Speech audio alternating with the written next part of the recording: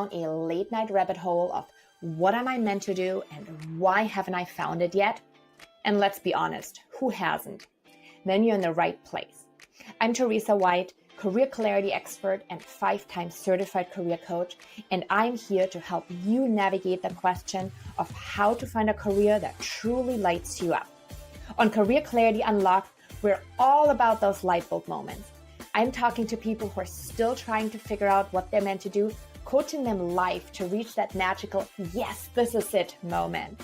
And we'll also hear from those who've already found their dream careers and figure out exactly how they did it. Whether you're looking for inspiration or actionable advice on finding a career you love, I've got you covered. Time to unlock some career clarity. Let's dive in.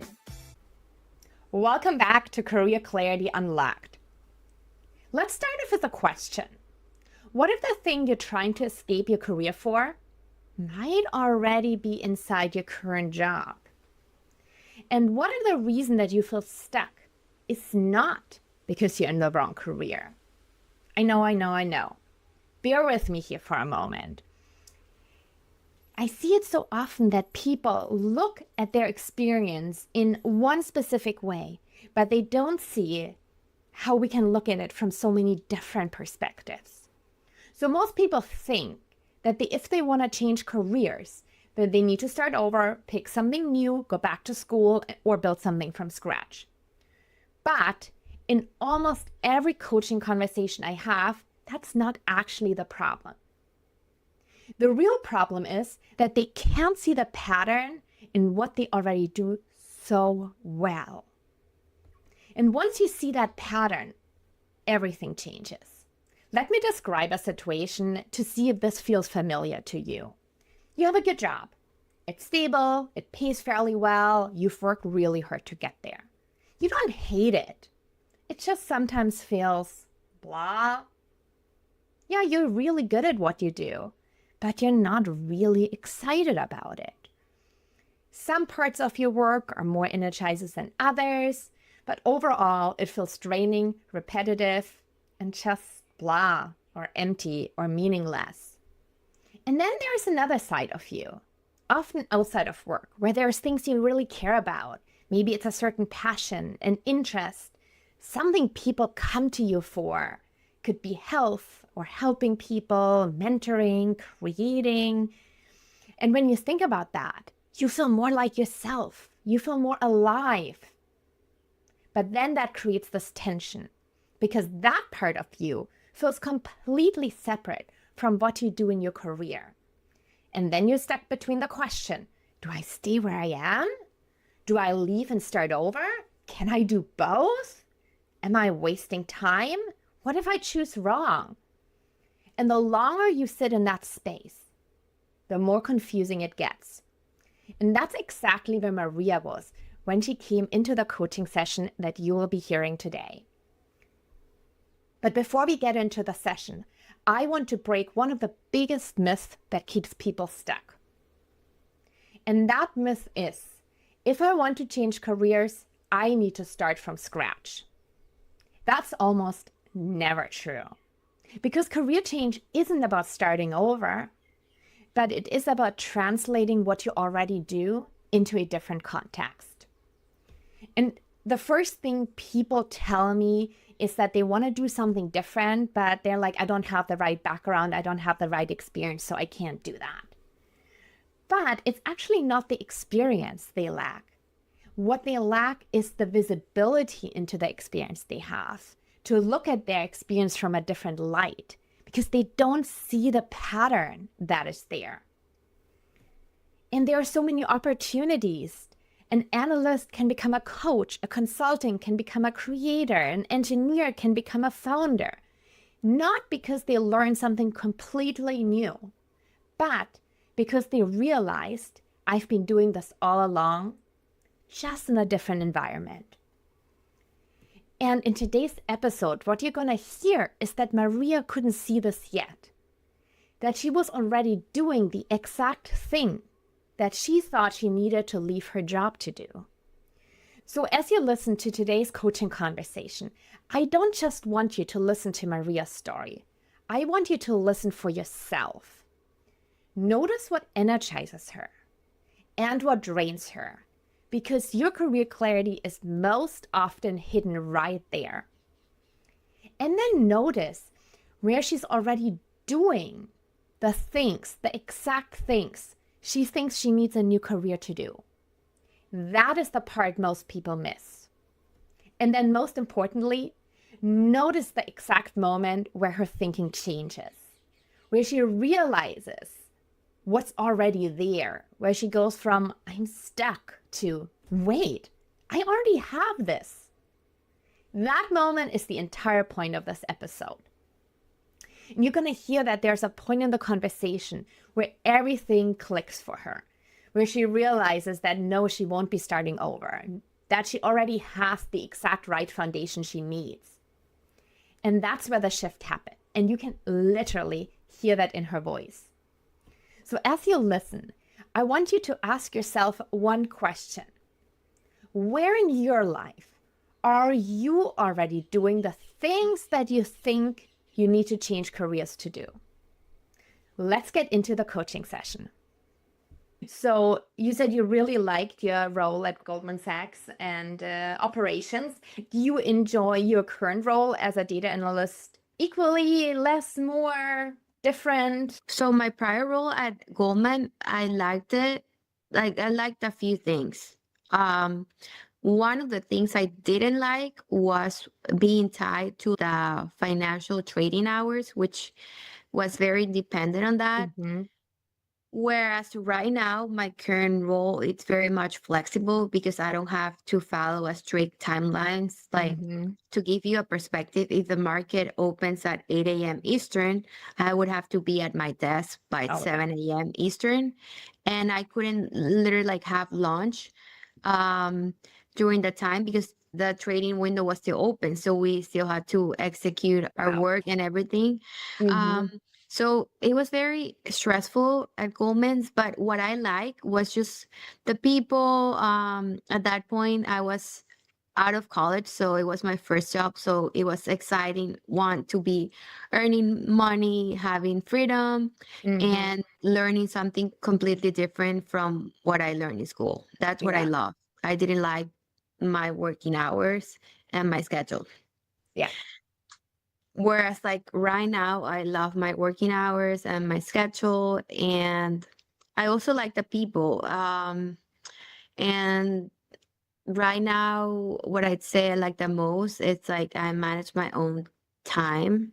My Mm-hmm. like if I'm given projects, I could finish it in a day or I could finish it in a week. It depends on me and how much I want to put on. Wow. That's nice to have that flexibility. Yeah. Yeah. And is there anything that is not working in the current role? Or is it like, no, I actually really like it. I want to stay there and move in this lane? Or is there something that isn't fully what you want it to be? And you might want to be like, okay, this part isn't working so well for me. There's a few things that are not working in the sense of, for example, for me growing vertically in my current role, Mm-hmm. like it has been a very slow process and steady. And that's what has been a challenge. And that's something I'm not liking because I would have liked to just grow faster, which Yeah.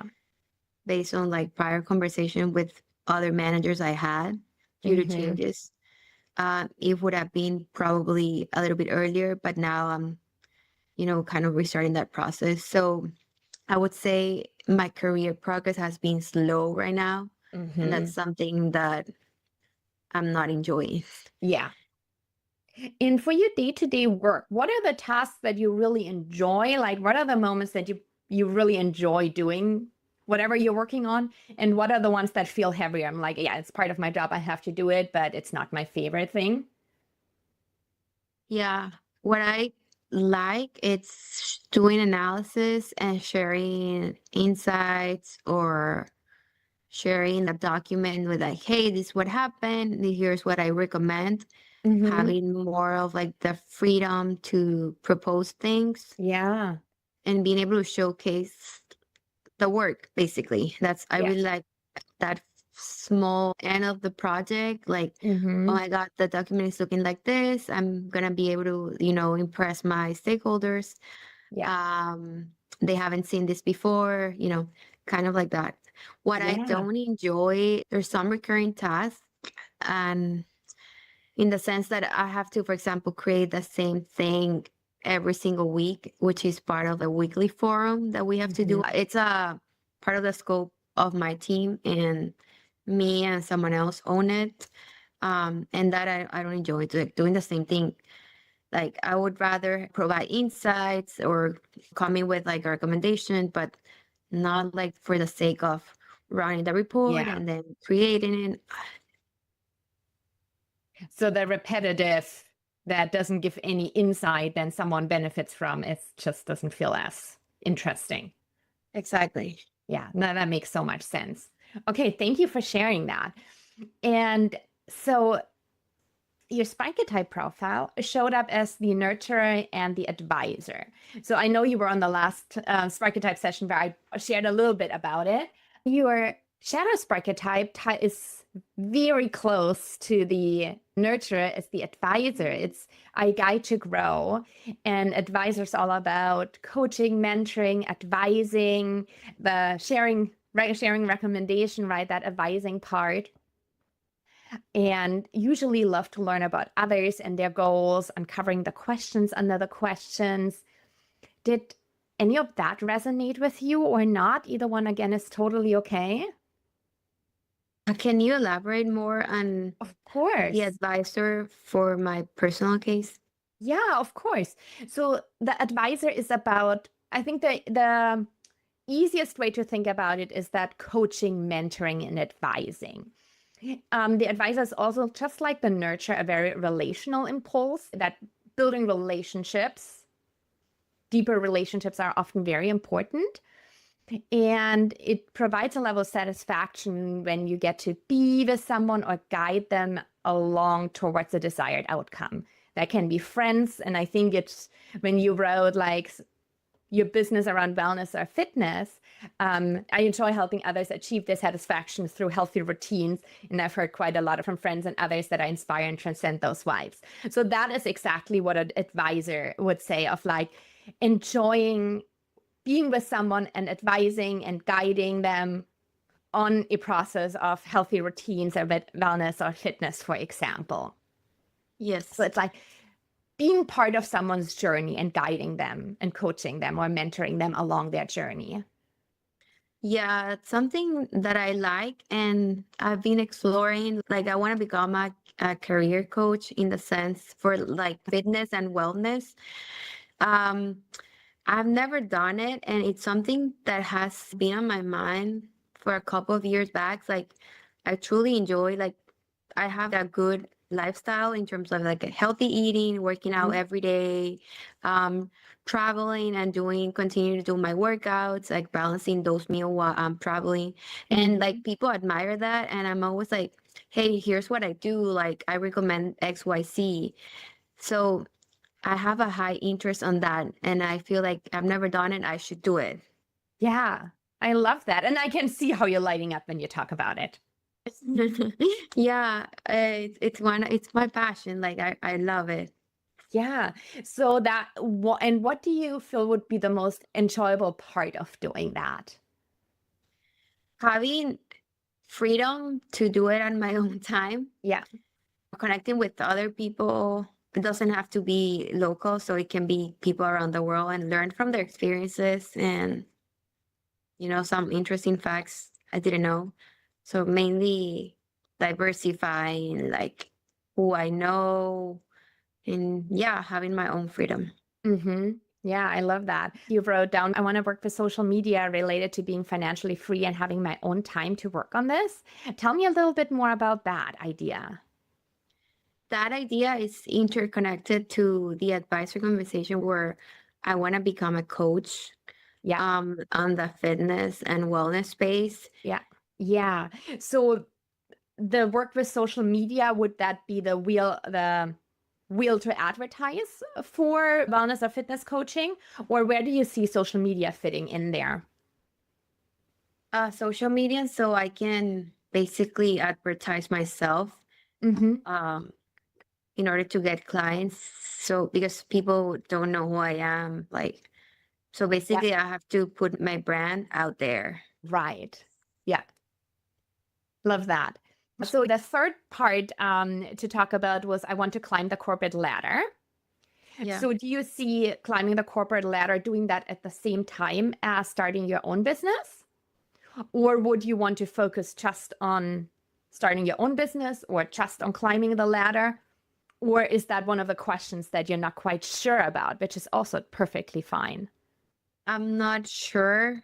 And because I have mixed feelings about it, like, am I gonna be successful in both? Um, I have an ambitions to climb the corporate ladder, Mm-hmm. and I haven't left that per se ambitions fall down yet. Um, so that's why I'm really pushing for my promotion. So like I Yeah. know, okay, this is the path that I want to move forward. But again, the other side of the coin, my passion is more about fitness and wellness. So Mm-hmm. as of talking to you right now, I would do both. The latter as a side hustle, Yeah. and if it goes well, I would definitely shift. Yeah. Yeah. Yeah. That makes so much sense. I love that. So what I'm seeing is there is actually quite a big overlap from a very wide lens on what you're doing right now and the wellness and fitness coaching that would is a big passion for you. Because in both cases, right, you're like looking into the problem, like to the data or into a person, figuring out like, okay, what are all the pieces and what are the problems, and then researching it, putting the pieces together, and then presenting a plan. And then presenting that plan in writing, and then also in person, ideally in person, walking them through it. At that point, do you like to be like, you go and run with this plan? Or do you actually really enjoy the process where you then kind of maybe not hold their hand tightly, but loosely as they walk through that plan? I would prefer basically letting them run the show. Yeah, I wouldn't like not be there when they need help. Like any question on how to do this, I would definitely help. right. And I can attest to that because nowadays, like if someone has a question on something that I already finished, per se, like providing a forecast for a product launch, I already did what I had to do all the way there. But now Mm-hmm. there's questions like, hey, can you break what you did into weekly? And I'm like, okay, I can do that. Just give me some time. Mm-hmm. Yeah. So that makes so much sense. So how does this align for you? Just a thought. In your current role, as you're growing in climbing the corporate ladder, growing in your current role, to lean really into this part of the sharing the insights and recommendations, to find a way to have your work revolve around that, where you really step into an advisor role of like, okay, here's the data, but this is what it means for you. This is what we discovered. Here are the recommendations. Here's the plan. And then use those same skills as you're building your wellness and fitness business, also as a coach or advisor of like, okay, I'm understanding the problems, putting the puzzle together, researching it, and then creating a plan. And as a coach, when you're like, I don't know if I want to be on that many coaching calls, right? You can do the fact finding session where you identify what someone's problems or challenges are and what they'd like to achieve. And then you do the research, create a plan. And then you have one more session where you walk them through the plan and they run with it. And maybe there'll be a check-in at some point. But that way it's not like holding their hand and having to be on Zoom calls every week. Can you see how your data analysis role and the coaching has those same elements? Does that make sense for you? Yeah, I see a lot of connections now that you help me figure that out. And how does that resonate with what you're hoping to find answers to? It's very exciting. It's more like positive, reaffirming, kind of reaffirming in the sense that it makes me more confidence on how I can execute my plan going Yeah. forward. It's not like I'm starting from scratch, because it seems, based on what we've talked, that I have a good foundation based on my current role. Yeah. So I can basically translate these skills basically to another Yeah. industry. Yeah, I definitely believe you can. And when you're thinking about climbing the ladder, or like what you want to be known for, or what type of growth you're pushing for, you can think about, okay, what are the skills I want to develop that relate to becoming a wellness and fitness coach? So the advising, mentoring, coaching, providing recommendations, creating a plan for next steps, and then finding roles that you can grow into that really revolve around that. And then in between step could even be mentoring or coaching newer people in the data analysis field. Or even, you've been at Goldman Sachs too, right? In the operations field, of like people in the financial space, maybe early career, like coaching and mentoring them, where you can also practice those skills and then Yeah. branch that out into wellness and fitness. That could be just a possible in between step. Okay. On that topic, some of those things you've mentioned, like for example, I have coached informally some friends who have come from finance backgrounds, and they did the same masters that I did, and then they wanted to land a job here as a within the business analytics realm, and I have guided them on that, like how to navigate like the industry, like what type of roles are most likely, how can you find your passion. And interestingly enough, I've received some messages like for New Year, like, hey, I'm thankful for your experience, for supporting me, referring me to jobs, helping me connect to. And that's something I'm also grateful, like people appreciate those type of things. Yeah. Yeah. I love that. And yes, you didn't do that to be paid, but you did that. This is still an accomplishment. That's still experience you carry and have, no matter if they paid you for it or not, right? Like you've done that work and you Yeah. helped them. So shaping your career around those things that light you up, while being mindful to not go into a role where it's like overloaded on meetings where it drains your battery, but more roles, right, where you're have the meetings that are useful, where you get the information or deliver the information that you need, but then also you creating a plan, or you creating those recommendations in writing. Like you're really good at creating the plan, creating recommendation, walking them through, instead of, right, the other alternative, like especially when it comes to coaching, would be you have the plan, but you have a call every week where you walk them through a piece of it, encourage them to do that. Your style would probably more lean towards like, okay, here's the overall plan. We have a 3 months, a 6 months, 12 months plan. And then if they need like check-ins or adjustments, you're there to help with that.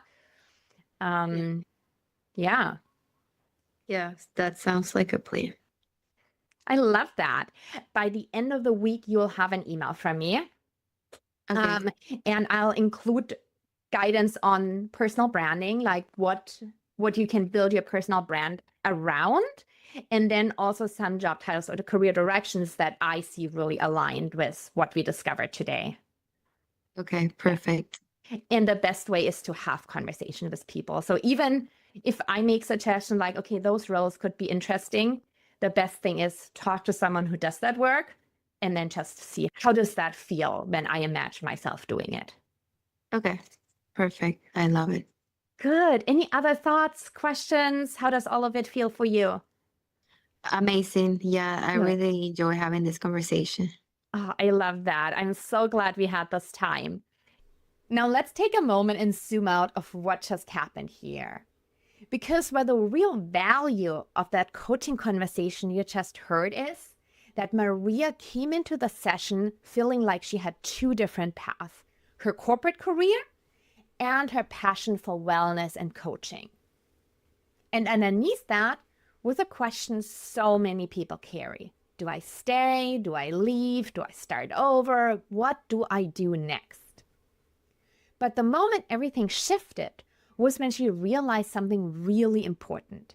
Because she doesn't need a new path. She just needs a new lens. And that is the part I want to break down for you, because what happened here is something I see all the time. Below the work Maria has done and wants to do is a core pattern. And what we need to do is identify the core pattern.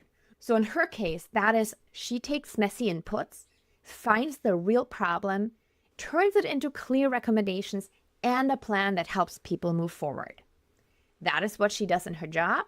That's what she naturally does for people in her life. And that's exactly what she wants to do in coaching. So the insight wasn't pick this path or that path.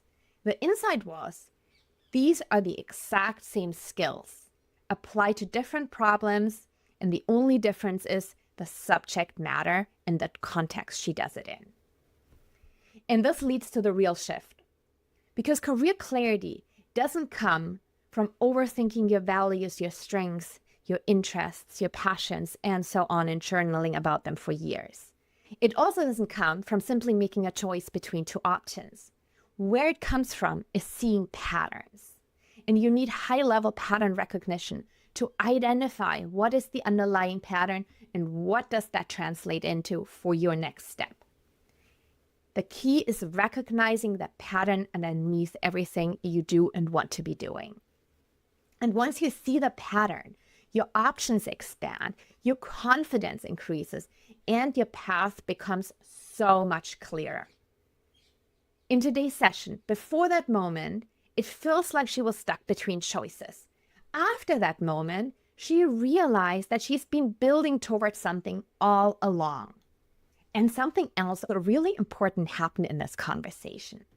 We got clear on what fulfilling work looks like for her, specifically. Not just in terms of job titles, but in terms of how she works. We uncovered her definition of fulfillment, which includes autonomy, having control over her time and how she works. It also includes solving meaningful problems, not just doing tasks, but actually figuring things out. The next part is turning insights into action, because she doesn't just want to analyze, but she wants to turn that into recommendations. Then, of course, it must be about helping people improve, guiding, advising, supporting, and last but not least, creating clear plans, something others can and will actually use. And that specifically is what fulfillment looks like for her. Once you have that level of clarity, that's when you can stop randomly chasing roles that might or might not be the right fit for you. And you can get really clear on your target roles, and you will recognize if a role is aligned or not for you specifically. So now I want to bring this back to you, because if you're listening to this, there's a reason this probably resonated. So let's slow it down and turn this into something that you can actually use. And because you might be out on a run, on a walk, in your car, doing the dishes, or doing whatever busy life is throwing at you at the moment. What I'm going to cover now, the reflection questions, collected for you in a document that makes it really easy to follow along on this exercise. And you can download that for free on careerbloomcoaching.com/episode 91. Of course, the link to that is in the show notes.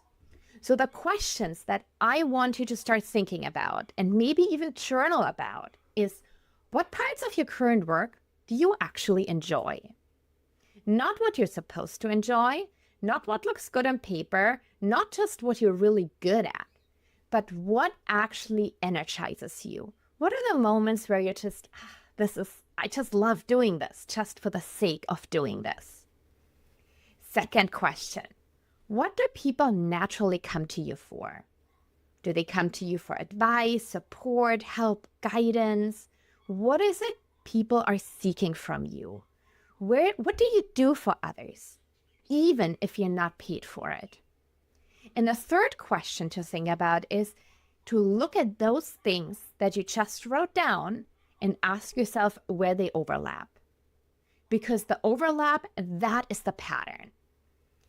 And that pattern is your direction. Now, if you're like most people, your brain is probably already pushing back on this and finding 100 reasons why this won't work for you and why this is not right. And that is your brain doing its job, protecting you from danger, aka change. Yeah, our brain does not like change. So the moment we're introducing new ideas, our brain goes like, stop, not want to hear about it. I can come up with all the different reasons it won't work. And it's probably going to throw at you like, nope, you don't have enough experience, or obviously you'll have to start over, or you would have to quit your job first, or you are not ready. And that's exactly where people stay stuck.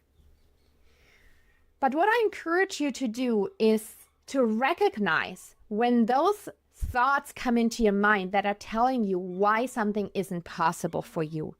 And ask yourself, might this be the way your brain is protecting you from something new, something better, which just seems scary because it's slightly or a lot of outside your comfort zone, but not because it's not the right thing. And I really want to emphasize that you will not have to start from zero if you want to make a change professionally. You need to see and recognize what you already have, the experience that you have. And then you don't need to throw that away and make a massive leap. But you need to take small steps in the direction that's already showing up in your specific situation. So here's something simple that you can do this week. Once you identify the overlap, use it once. Very simple. Help someone with it. Share something you know online. Mentor someone. Give someone advice. Create something small. None of that has to be perfect. You don't need to build a business overnight, but just a little step that validates the pattern you recognized. Where you can recognize, like, does that feel like me? Does that feel like the alignment I'm looking for and I've been seeking? Now, to bring us back to the beginning of this episode, we started off talking about the idea that change means starting from scratch. And by now, you have seen that this is not the case. That this belief comes from looking at your experience from one specific perspective. But once you change the lens of how you look at your experience, everything else starts to follow. So, your first step is download the free guide for this episode on careerbloomcoaching.com/episode 91. Second, if you feel like this is resonating and you want help identifying that pattern and naming it clearly, how I did this with Maria, then you want to go ahead and book a free career clarity call with me. And then we're going to walk through this together. The link for that is in the show notes as well. And last but not least, don't forget to join me again next week for another episode full of insights, inspiration, and actual advice on finding a career you love. Because you shouldn't and you don't have to settle. Please keep chasing what makes you come alive, because the world needs more people who have come alive. And that's a wrap for today's episode of Career Clarity Unlocked. If you're feeling stuck in that what's next spiral and are ready to finally break free, let's chat. You can book your free career clarity call where we'll uncover what's really important to you, tackle any obstacles holding you back, and map out your best next step. Schedule your free 30-minute call today on careerbloomcoaching.com. And before you head out, be sure to follow us on Apple Podcasts or Spotify so you never miss an episode. If today's conversation gave you new insights and inspiration, please leave a review. It really helps us reach more amazing listeners like you. And don't forget to share this episode with a friend or on social media. Your support truly means the world. Thanks for hanging out with me, and I'll see you next time.